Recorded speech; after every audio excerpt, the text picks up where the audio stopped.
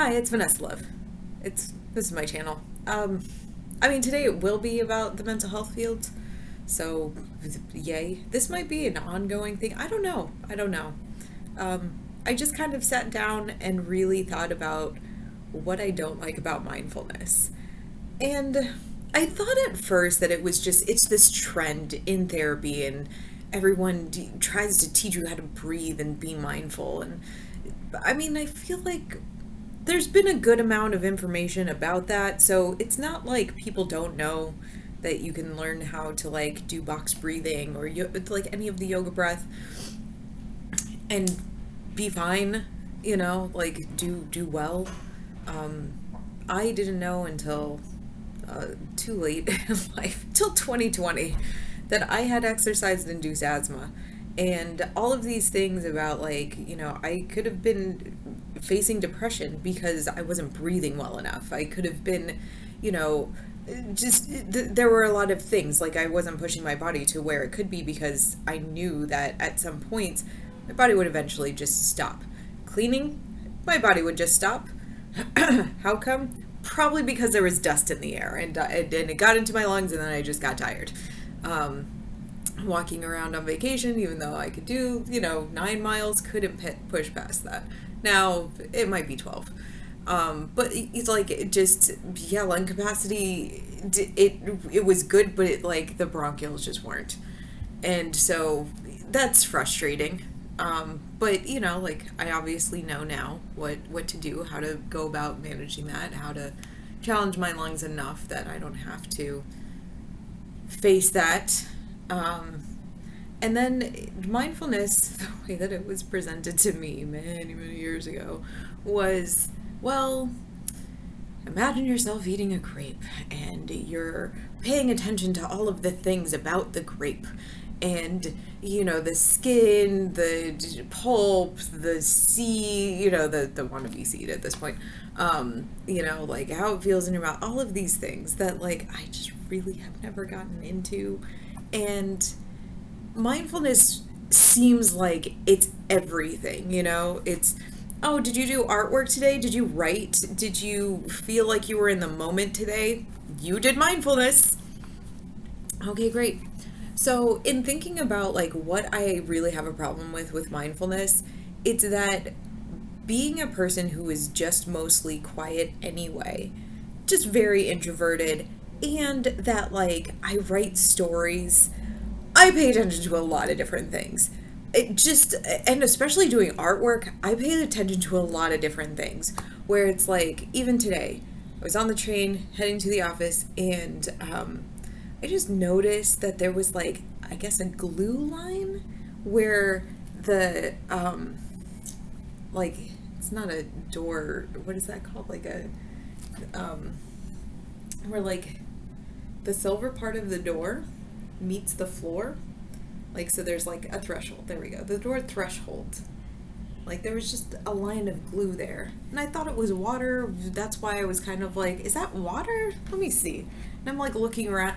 I know what a lot of the little tiny things about the train look like, because I've done artwork, first of all, of the train and of the uniforms as well. There's a lot of little tiny things that if you're not really good at observing, you wouldn't necessarily know, but there, a lot of them have this little key loop for a very specific type of skeleton key. It's a really cool key. See, this is what I mean. My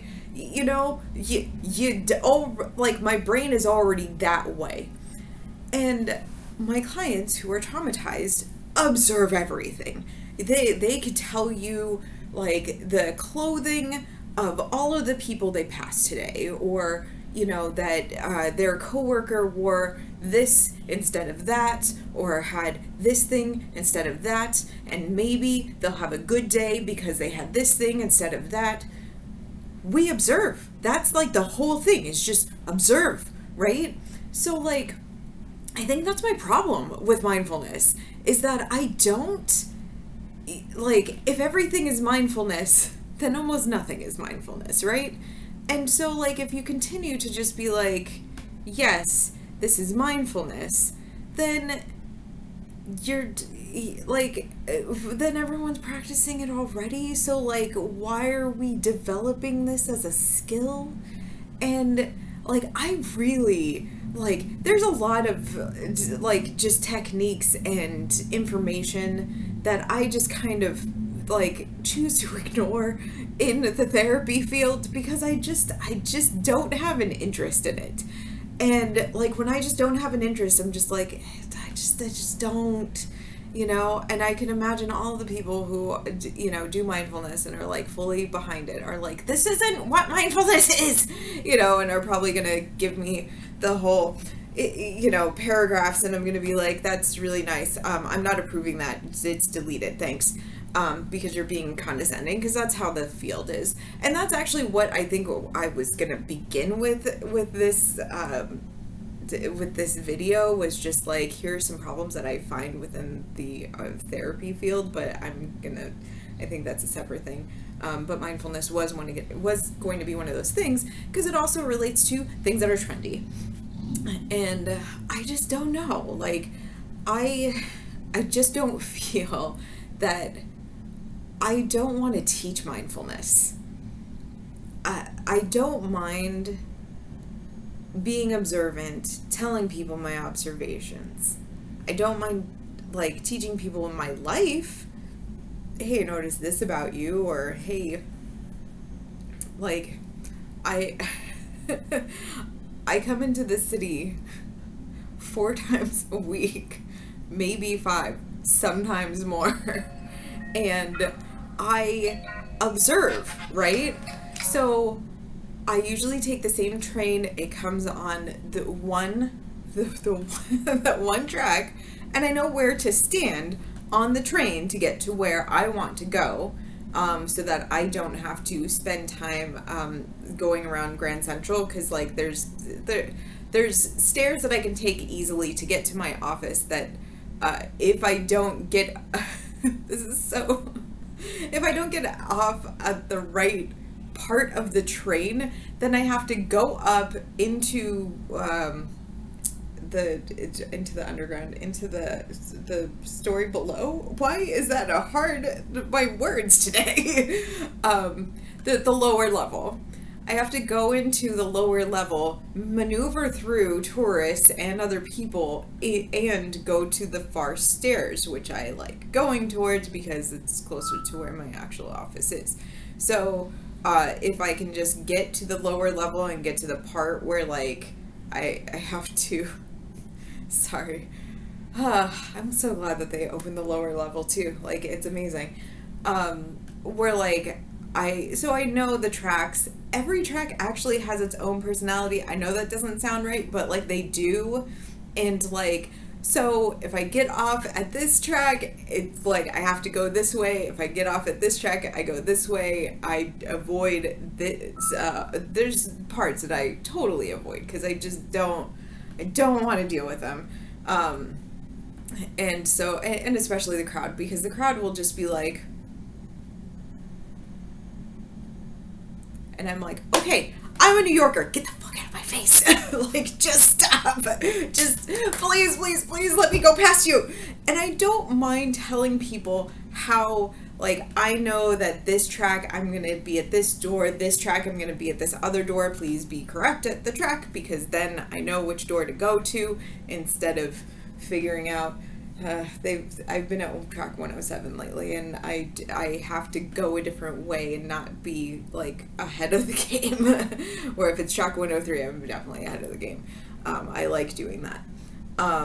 Yeah, like there's just all of these like little quirks that like it makes your day go a little bit easier. And like if I don't have a client right away, it's perfectly fine. I can be at the back of the train and go with the very, very slow walking people with all of their little, they're just leisure, just no care in the world, no place to be, but let's make sure that you have your bag, that you just, oh my god, sorry, people in their bags, it always slows them down. That and the strollers. I don't mind the strollers. I don't want you to take that out of context, but like, it's really all the people who don't know what they're doing with their with anything, that they're like, okay, please just move a little faster. I'd like to get to the office within 15 minutes of arriving instead of, or within 10 minutes of arriving instead of the 15 or 20 it's going to take for you all to walk the length.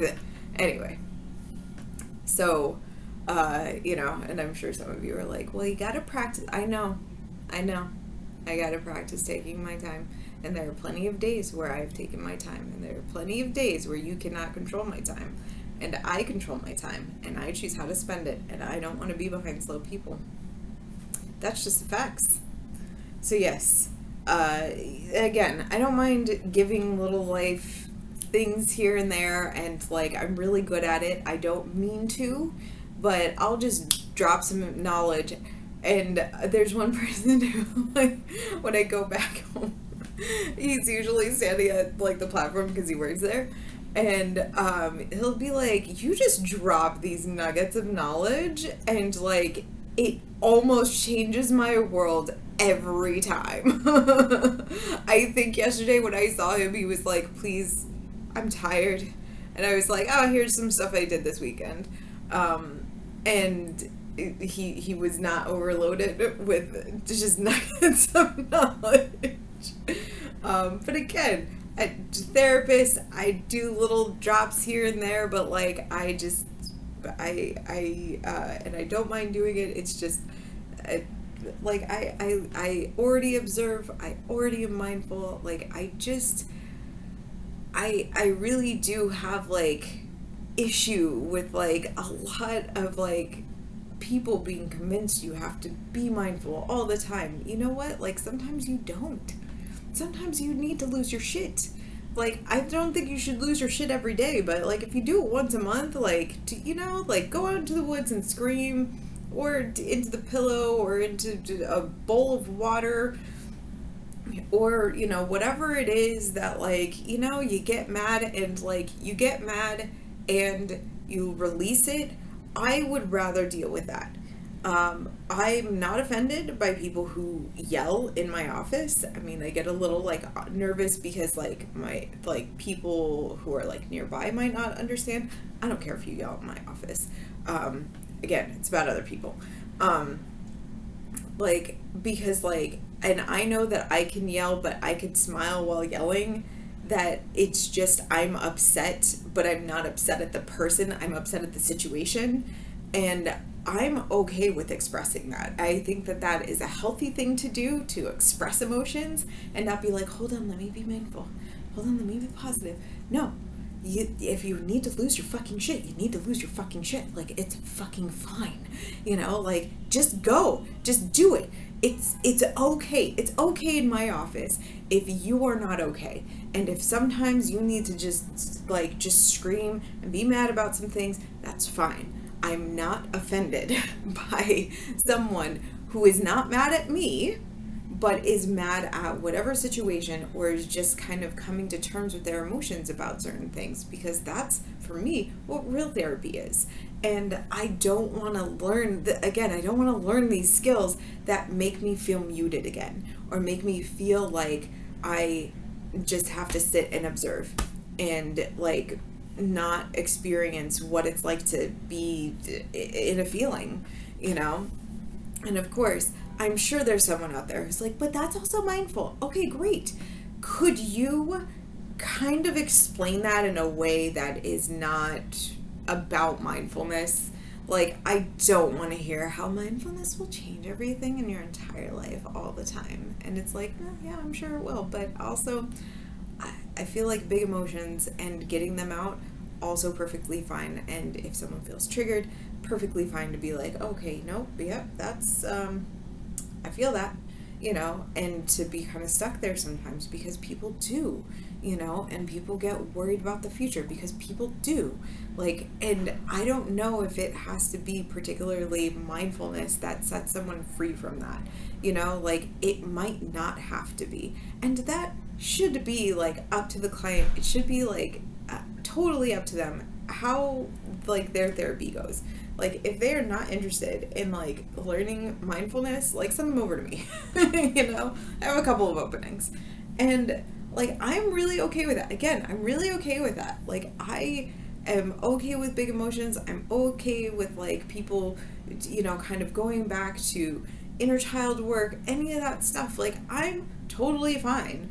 It's very interesting to me how much the mindfulness is pushed and how much all of these other things are pushed. And again, it's another video for another time, but this is what I'm talking about, and I didn't want, like, this morning when I was practicing this, I lost my fucking shit. And then I was like, okay, well, I'm glad that I had the privacy to lose my stuff, not have to care what the impact of my words were on other people. Because I know that if I just sat here and ranted, that someone would have a problem with me ranting. And this is my rant. This is a calmer rant, but it is a rant. And, like, it's interesting how people cannot allow someone to just rant. And especially in a field that is supposed to be helpful, like, let people rant. Let people talk about, like, like, there was that whole meme about, like, being a therapist is interesting because sometimes you're going into, like, traumas, and sometimes people are going into very, like, detailed descriptions of how dry and bad their food was at X restaurant, at home, whatever. And then other times, like, you're just like, it's not a heavy day and someone does not want to get into their trauma, but they still want to keep their appointment. So you're talking about something like the birds or the weather or something else that's a little bit lighter, so that, like, you don't have to be in your trauma, and especially in your trauma all the time, and then have to process it with your therapist. Some things, they have to work themselves out before therapy and after therapy, and sometimes not in therapy. It happens. It's, you have a light session. It's okay to ask for that too, and again, this is about the client and their experience with themselves.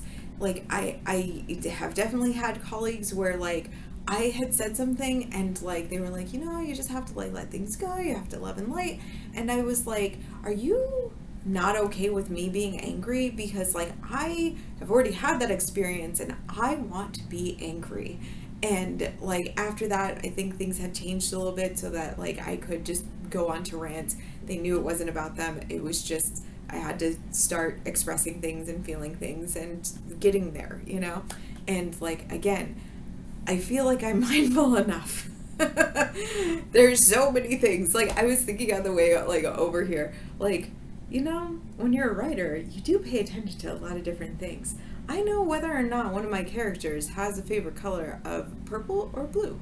And that's because I try to write really well, and I try to, like, do profiles and things like that to, like, add the little tiny details where it's like, oh, she saw a purple piece of candy and ate that, or, like, one of my characters likes pink, like the ultra femme, and so is she gonna search for pink every time? Is her house definitely pink? Her house is definitely pink. That is mindfulness, like, to know so many details about someone else, like, that is mindfulness. But, like, also, it doesn't have to be, because it is a total fantasy world, like, and that's fine. That is great. I'm so glad that I could participate in that, and artwork, and exercise, and all of these other things, and relieve my mind sometimes, and not relieve my mind other times, and express myself, and, like, all of these things that don't have to deal with mindfulness, and don't have to be labeled as mindfulness. Like, I used to have to do relaxation groups, and, like, relaxation groups, luckily, like, you can choose a whole lot of things and be like, well, did people relax? Did they say they were relaxed? Did they say they felt calmer? Fine. So, like, how many times did I do artwork? How many times did I do guided meditation? How many times did we just have a conversation about nothing? Like, those are all relaxing. Those are all things that you could do to relax. I think this is probably why we all do podcasts. anyway, I hope that was helpful for you. I hope my rant was fine. Maybe I need to edit that part out about like the Grand Central and everything and the slow people. But anyway, I hope that you enjoyed this, and I will talk with you soon.